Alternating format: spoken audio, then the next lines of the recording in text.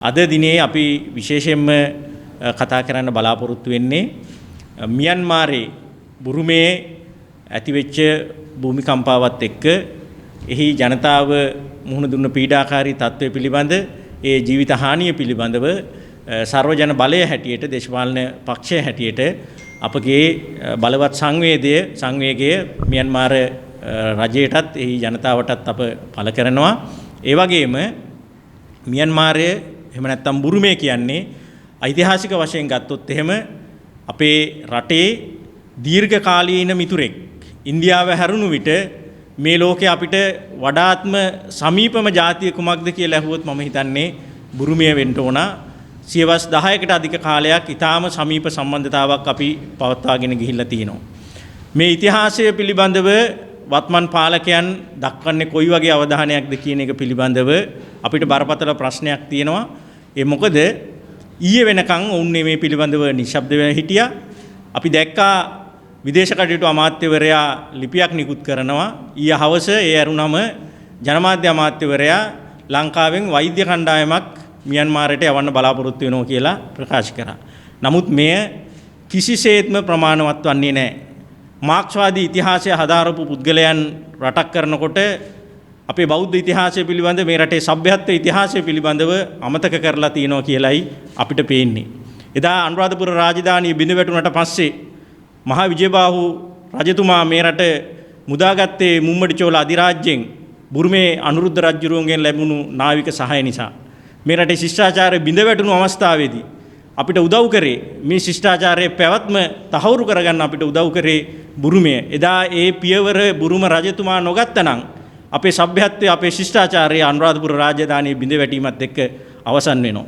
එහි ගෞරවය නිසා තමයි දළදා වහන්සේගේ අනුරුවක් විජයබාහු රජතුමා අනවරත රජුරුවන්ට අනුරුද්ධ රජුරුවන්ට ලබා දුන්නා. එහි ප්‍රධාන චෛත්‍යයක් ගොඩනංවලා තියෙන අනුරුව නිදන් කරලා තමයි බුරුම රටේ මේ ඉතිහාසය අපි අමතක කරලා තියෙනවා.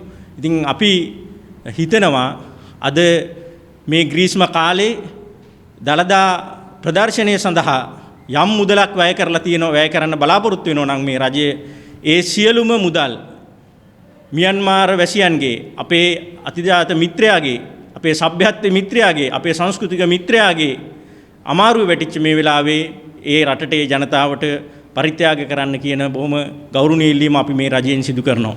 අපිට දළදා පෙරහැරවල් තියන්න පුළුවන් වෙන්නේ, දළදා ප්‍රදර්ශන තියන්න පුළුවන් වෙන්නේ එදා අනුරාධපුර රාජධානිය බිඳ වැටුණු වෙලාවේදී ඒ බුරුම රජතුමාගෙන් ලැබුණු සහයෝගය නිසා. ඒ වගේම මේ රටේ මහනුවර යුගයේ වෙන විට අපේ භික්ෂු සම්ප්‍රදායේ උපසම්පදාව සම්පූර්ණ වශයෙන්ම වගේ අතුරුදහන් වෙලා තිබුණා. රාමඤ්ඤ දේශෙන් එහෙම නැත්නම් අමරපුරෙන් අපිට ගෙනාපු උපසම්පදාව අද වෙනකන් මේ රටේ ප්‍රධාන නිකාය දෙකක් හැටියට ඉදිරියට ඇවිල්ලා තියෙනවා. මොකද්ද මේ අමරපුර කියන්නේ? මේ අමරපුර තමයි මණ්ඩලය කියන්නේ. අමරපුරයට තමයි භූමිකම්පාව ආවේ. මේ රටේ ශිෂ්ටාචාරයේ මිතුරාගේ මුල් බිමට තමයි මේ භූමිකම්පාව ආවේ. ඉතින් අපිට හිතවත් ස්වාමින් වහන්සේලා විශේෂයෙන්ම රාමඤ්ඤ සහ අමරපුර නිකායේ ස්වාමින් වහන්සේලා අපේ විශේෂ ඉල්ලීමක් කරා මේ රජය මේ වෙලාවේ දරන නිශ්ශබ්දතාව පිළිබඳව කතා කරන්න කියලා. ඉතින් අපි විමතියටපත් වෙනවා. අපේ බලවත් අප්‍රසාදය පළ කරනවා. මියන්මාරයේ අපේ බෞද්ධ මිතුරාගේ අමාරුවේ වැටිච්ච වෙලාවේ ජනාධිපතිතුමා නිශ්ශබ්දයි, අගමැතිතුමිය නිශ්ශබ්දයි, බුද්ධ ශාසන සහ සංස්කෘතික කටයුතු අමාත්‍යතුමා නිශ්ශබ්දයි. මේවා ගැන අධ්‍යයනය කරපු දන්න කෙනෙක් හැටියට බුද්ධ ශාසන ඇමතුමා ලැජ්ජ වෙන්න ඕන මේ වෙලාවේ කට පියාගෙන ඉන්න එක ගැන මේ ප්‍රශ්නේ සම්බන්ධයෙන්. ඒක නිසා මාක්ස්වාදී ඉතිහාසය හදාරුවට කමක් නැහැ. අපි ඉල්ලා සිටිනවා දැන්වත් අඩුම ගානේ අග්නිදිග ආසියාවේ ඉතිහාසය ගැන හදාරන්න කියලා. එපා වාහෙට හොදි බෙදනවා වගේ කර ඇරලා සිටීම පිළිබඳ මේ ප්‍රශ්නේ සර්වජන බලය හැටියට අපගේ බලවත් අප්‍රසාදය සහ කනගාටුව පළ කරනවා. ඒත් එක්කම අපි දැක්කා ඔක්තෝබර් මාසේ බහුබූත දිනයක් සඳහා රුපියල් මිලියන 300ක් වැය කරන්න බලාපොරොත්තු වෙනවා කියලා අයවැය කතාවේදී ඉදිරිපත් කරනවා.